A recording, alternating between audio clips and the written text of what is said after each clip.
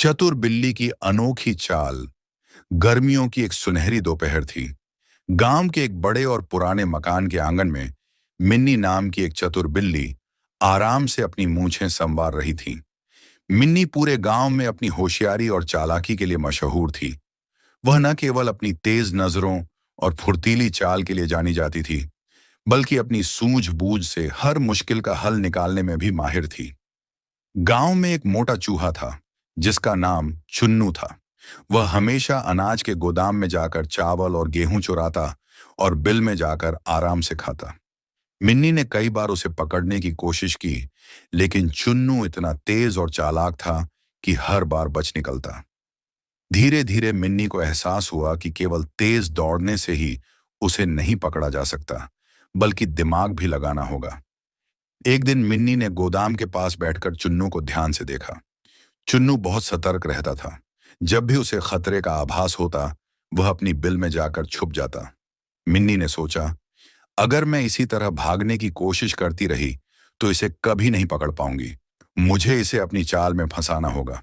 अगले दिन मिन्नी ने गोदाम के पास बैठकर चुन्नू को आवाज दी, अरे चुन्नू भाई, तुम तो बहुत तेज हो। मैं कभी तुम्हें पकड़ ही नहीं पाती। अब मैंने सोच लिया है कि मैं तुम्हारी दुश्मन नहीं बनूंगी, बल्कि दोस्त बनूंगी। चुन्नू को मिन्नी की बात पर भरोसा नहीं हुआ।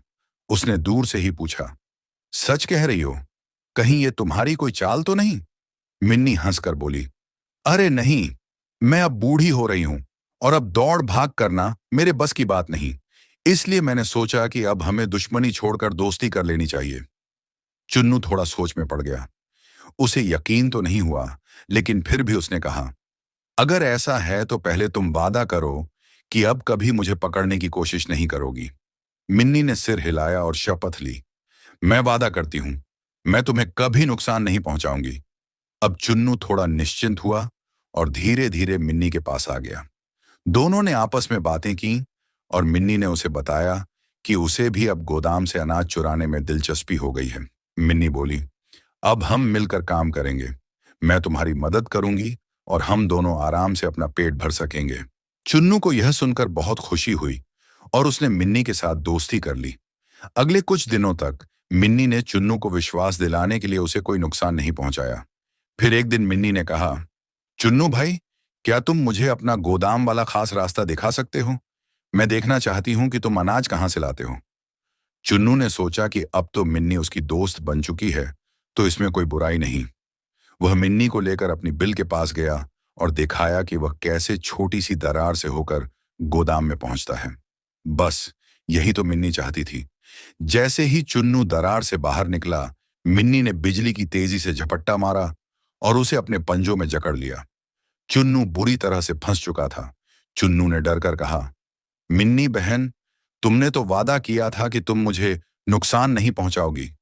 मिन्नी हंसकर बोली, हाँ, लेकिन मैंने यह वादा नहीं किया था कि मैं चालाकी से तुम्हें पकड़ने की कोशिश नहीं करूंगी। चुन्नू को अपनी गलती का एहसास हुआ कि उसने बहुत जल्दी भरोसा कर लिया था।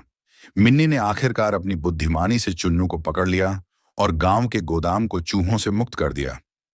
गांव के लोग मिन्नी की चतुराई देखकर बहुत खुश हुए और उसे खूब सारा दूध और स्वादिष्ट खाना दिया। अब मिन्नी आराम से अपने पसंदीदा कोने में बैठकर दूध पीती और अपनी मूंछें सहलाती थी। दिन प्रतिदिन मिन्नी गांव वालों की बहुत प्यारी हो गई। गांव के बच्चे उसके साथ खेलते थे। ऐसे ही मिन्नी के दिन अच्छे गुजरने लगे। गांव के अनाज के गोदाम में चूहे नहीं रहे, इस तसल्ली में गांव वाले सुकून के नींद सोने लगे और मिन्नी रात भर एक ऊंची दीवार पर बैठ के चूहों के ऊपर नजर रखती, साथ ही साथ खुद पर गर्व करते हुए चांदनी की रात में मुस्कुराती। और उधर चुन्नू को बहुत पछतावा हुआ कि उसने मिन्नी पे भरोसा करके खुद के पांव पे कुल्हाड़ी मार ली। चुन्नू अपनी पूरी सेना को लेके दूसरे गांव के लिए भागता है और कसम खाता है आज से कभी भी बिली की दोस्ती नहीं करेगी। तो इस कहानी का शिक्षा ये है कि केवल ताकत से ही नहीं, बल्कि बुद्धिमानी और धैर्य से भी हम किसी भी समस्या का हल निकाल सकते हैं।